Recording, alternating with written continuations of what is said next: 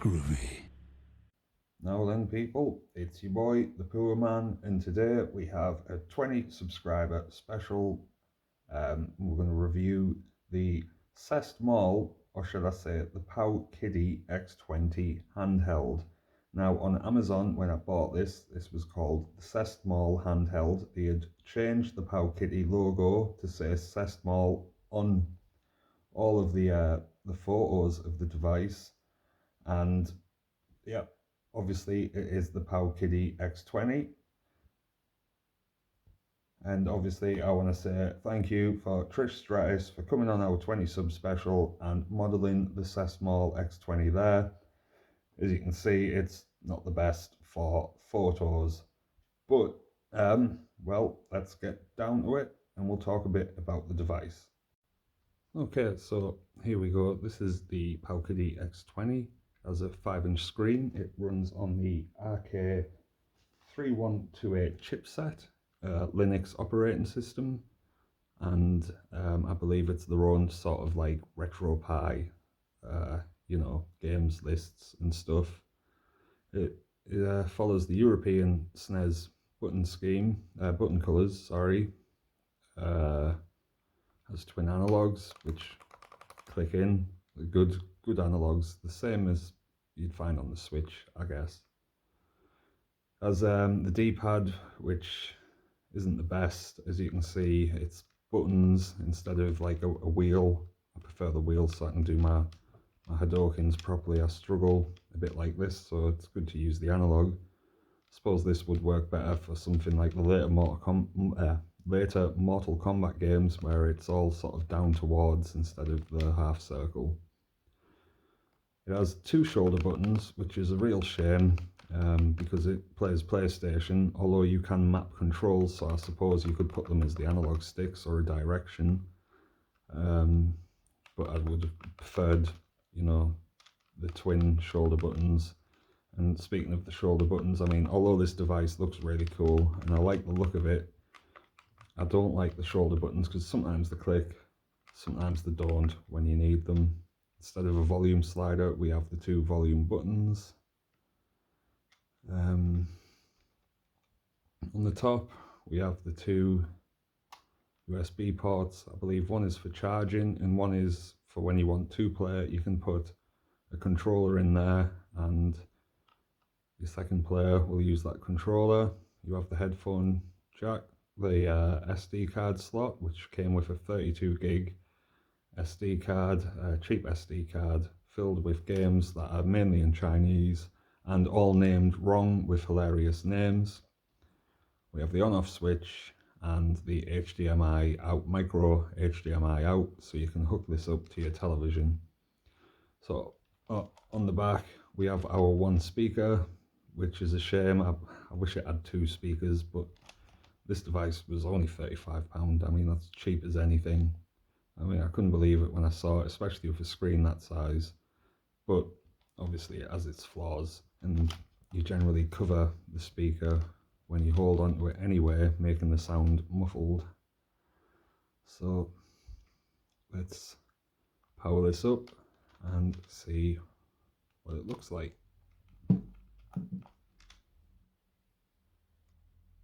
Obviously the Powkiddy logo, which will then load into the Powkiddy animation. And I don't know if you can see, but down here I have can't see it now, it's gone blue. I've got a dead pixel, which is a shame. I don't believe it came like that, and I've took care of this device. I've kept it in its box. But yeah, as you can see, it loads up with your typical cheap console menu. It has the arcade games across the top, and down below we click on this to go into our different game lists. Here we'll put our music if you wanted to use this for music. Pictures, movies, which play really bad movies. I don't have any movies on, I deleted them off. That goes into your like SD card menu, and then you've got your settings. The best thing about this device is you can just take the SD card out, plug it into your phone, transfer your ROMs on like that, and then put it over, so it doesn't use like a disk image where you need a PC. You can do it all with your phone, so it was easy to add my own ROMs onto this, which I thought was brilliant. So yeah, I shall start again.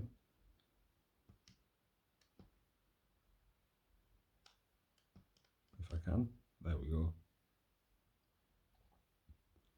And as you can see, the first problem with the console is it stretches out the screen. So although it's cheap, although it's got a load of games on that can put people off, I mean, I believe there will be a way to change the settings. I mean, I've found the config files on the SD card, so I believe if I use, because I believe it uses RetroPie or RetroArch, I believe if I can set up the settings somewhere else and just put that file onto this device, I'll be able to sort out the screen size. So let's get some volume. Now, if I remember right,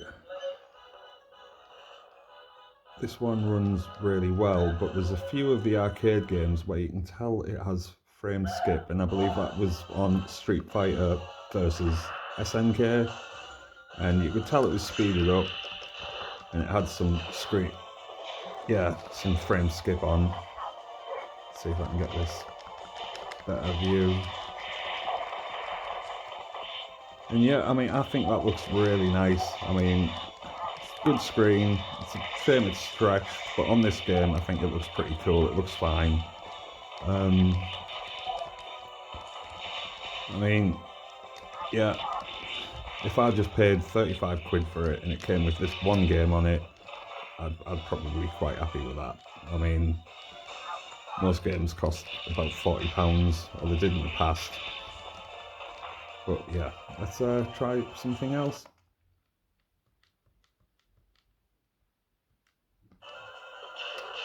Wrong button.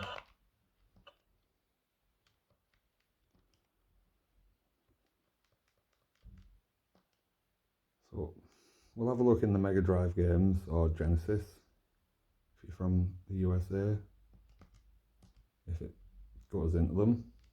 Here we go. And as you can see, everything's named wrong. Sonic the Hedgehog is Sonic Kid.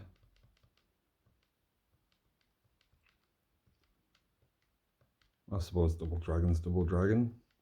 Golden Axe is Battle Axe. Or Tomahawk. Violent Moto for Road Rash.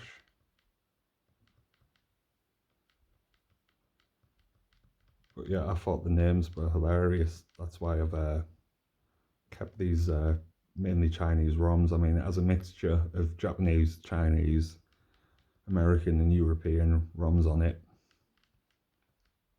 Put the names. If you're looking for a specific game, it makes it quite difficult because all of them are named completely wrong. So I shall pause it and load it up when I've found something that I want to start. I've just had to start the video back up because of these game names. I mean, here we have Vector Man as Particle Fighter, Duke Nukem 3D as Destroy Duke 3D, Dinosaur Team for Power Rangers, and the Devil for the Home Alone games, and my favourite, Little Dolphin, Game Time After Low Tide, which is Ecco, The Tides of Time, but we'll skip the sequel and we'll see how, I don't know why, but it's one of my favourite games. We'll see how it runs. And as you can see, the screen looks, I mean, great. I mean, it's stretched, but it's bright, it's colourful, and the sound's alright, but it's a bit crackly. You can hear a crackle, definitely. But for the price, I mean, I'd be very happy with this if I just bought it. And this is all I was going to get. But yeah, you can hear that crackle there.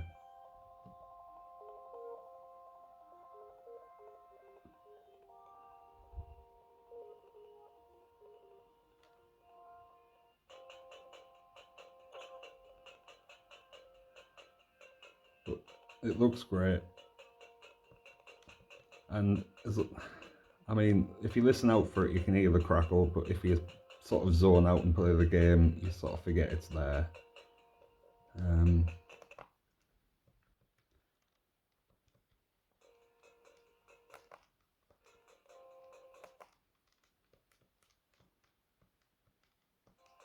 This one I had something saved for this, but obviously not.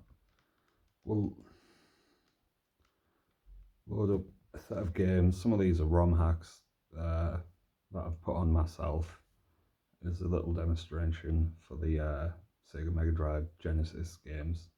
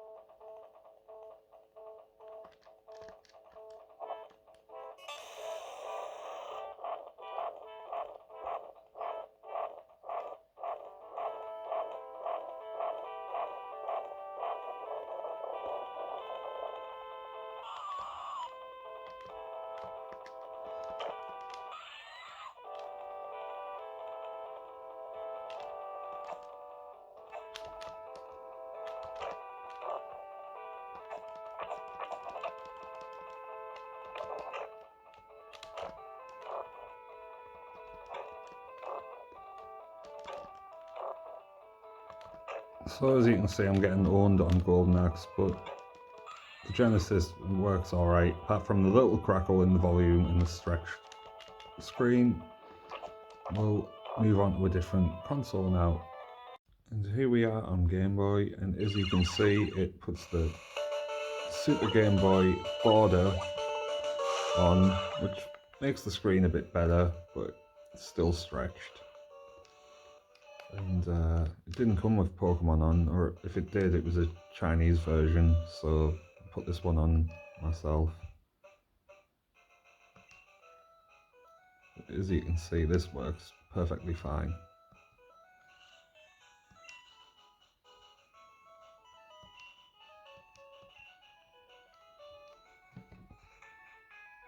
Now we're on the Game Boy Color, and back to the stretched screen.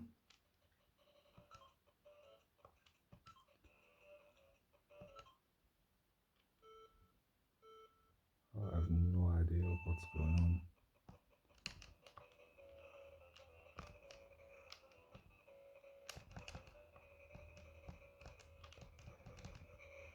on. Yeah.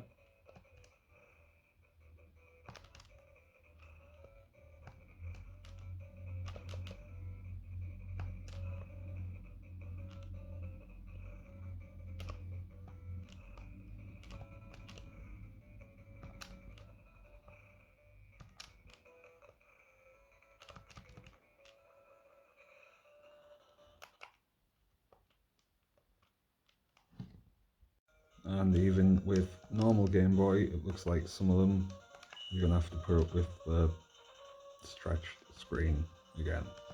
That's the main flaw of this console. I'm gonna stop saying it now, but yeah. And I'm not gonna be able to play this with looking through a phone to look at the screen.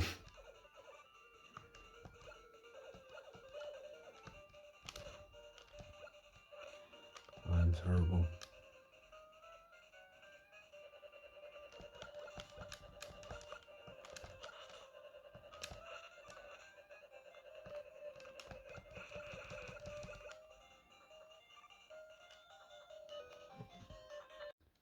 So here we are with the Game Boy Advance, and for this console I've chosen Star X because generally if the emulator can play this game or Serious Sam and I think maybe Duke Nukem as well on the Game Boy Advance, then it can play anything. And it does have a little bit of slowdown on the start, but I believe that happened on the cartridge anyway.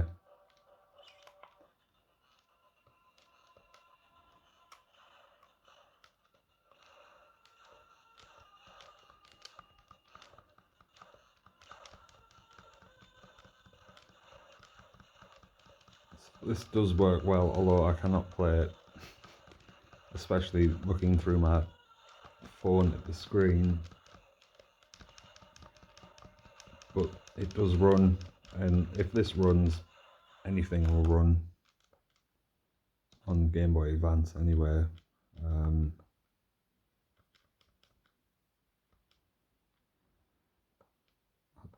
don't really want to play Serious Sam because it's really bad.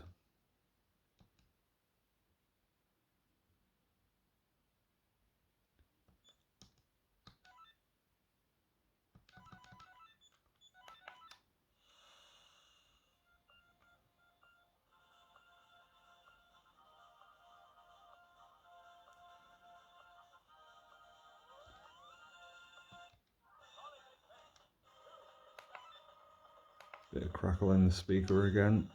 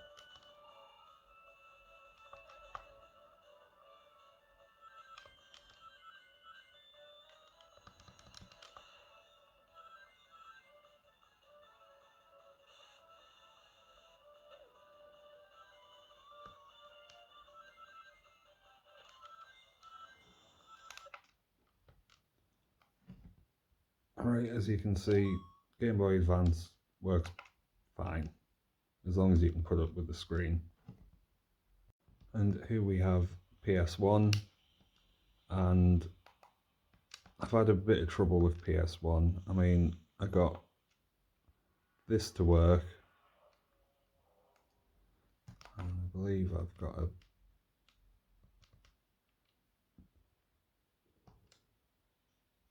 yeah.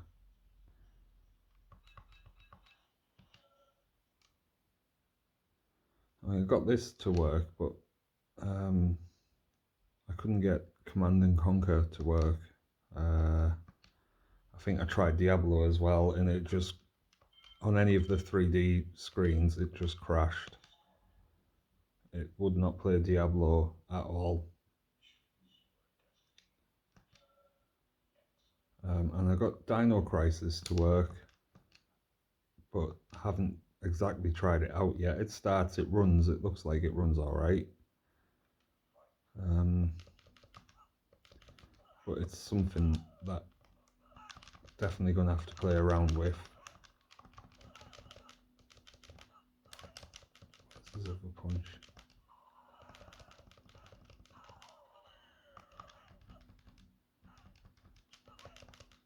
I'm not doing very well.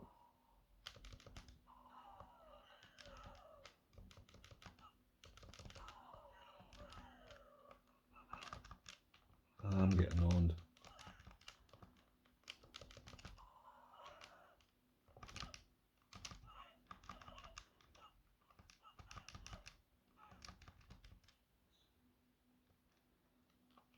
But it runs Mortal Kombat Trilogy well, and I believe it'll probably run 2D PS1 games pretty good. That's better. That's not better.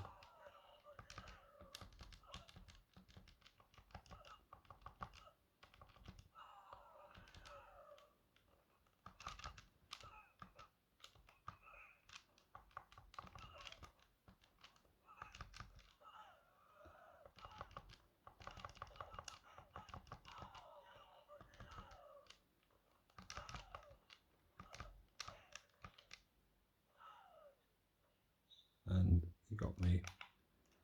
I mean, here we are with Dino Crisis, but like I said, you don't have enough shoulder buttons. I can't remember if that will affect this game. It's been that long since I played it. But PlayStation's something you definitely have to mess about with, find the right type of files. I think they have to be unzipped. And you'll have to remap the buttons. And it's hit and miss if it works, as far as I'm aware. Like I said, this works fine, Diablo doesn't. Or at least let me wait until the game starts, I suppose, before I say anything.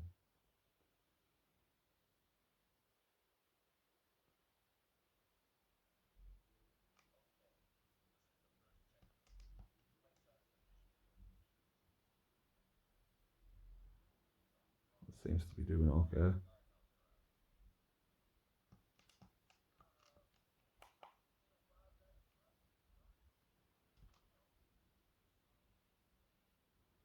And the good thing about the screen, it's got a good viewing angles. You know, it doesn't seem to be a cheap screen. I mean, like I said, I paid £35 for this on Amazon, but when I looked on AliExpress and stuff like that, it was costing about $70. So I don't understand how it was so cheap. Someone must have just got their hands on it and wanted to get rid of them as soon as possible. Because I still don't get how these things are sold on Amazon, seeing as the games don't belong to the people selling them.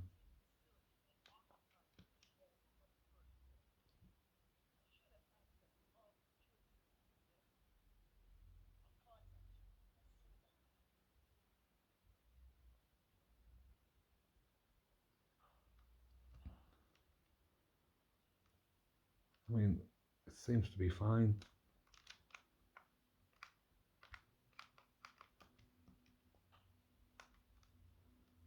Typical that the shoulder buttons probably do something. But yeah, hit and miss with PlayStation. But I was quite impressed that it ran a couple of things that I'd tried. So here we are on the SNES or Super Famicom, and I believe Mario 3 is one of the best things to try, or maybe Super Mario World for the SNES emulators, because with a lot of SNES emulators, if they have trouble, they'll not play the background of this game normally, and it'll look like you're playing at night. I'm terrible at Mario because I grew up a Sega kid, and yeah, it seems to work fine. It's a nice colourful screen. It's just a shame about the stretched out image.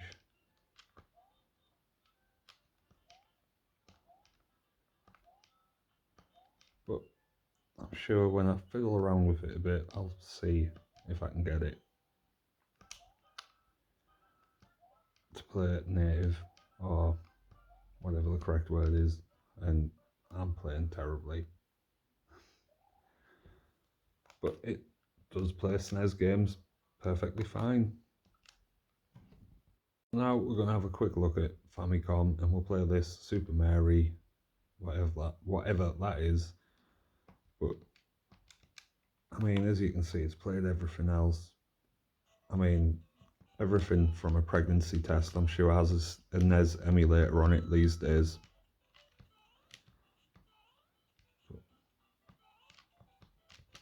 As you can see, it works fine.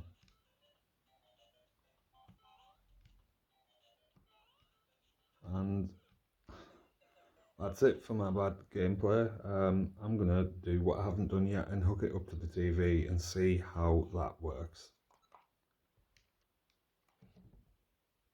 And here we go. We have it set up to the television using the micro HDMI cable that came with the device itself. And it actually looks really nice. And not only that, the crackling in the sound has gone.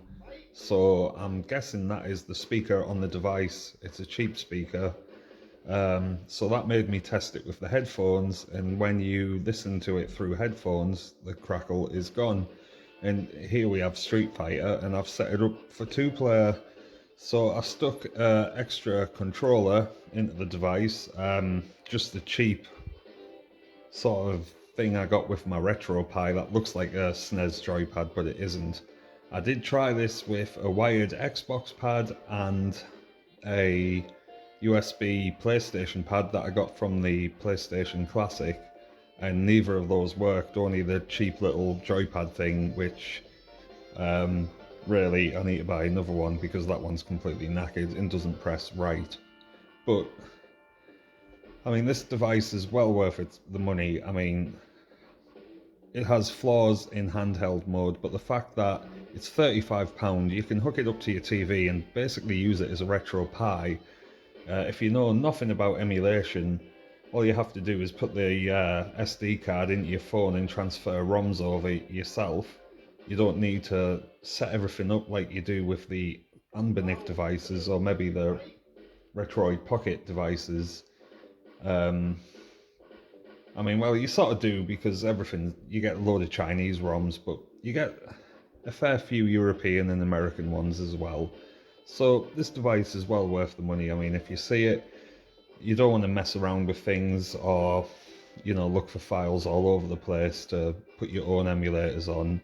I mean, I will still have a little mess about with this device, but to use as something you can just port around, play 2-player on, like at your mate's house, set it up to the TV so it has the decent aspect ratio so everything looks right, and then you can play it on the bus, and although it's stretched, it's no big deal. It's got a decent screen. It's £35.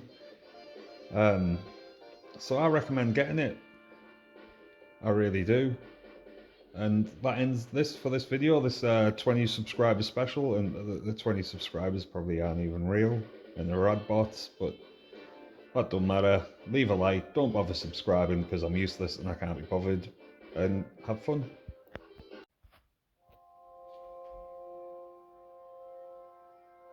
I don't care what anyone says, this intro, A Little Dolphin, is far superior to the Mega CD version.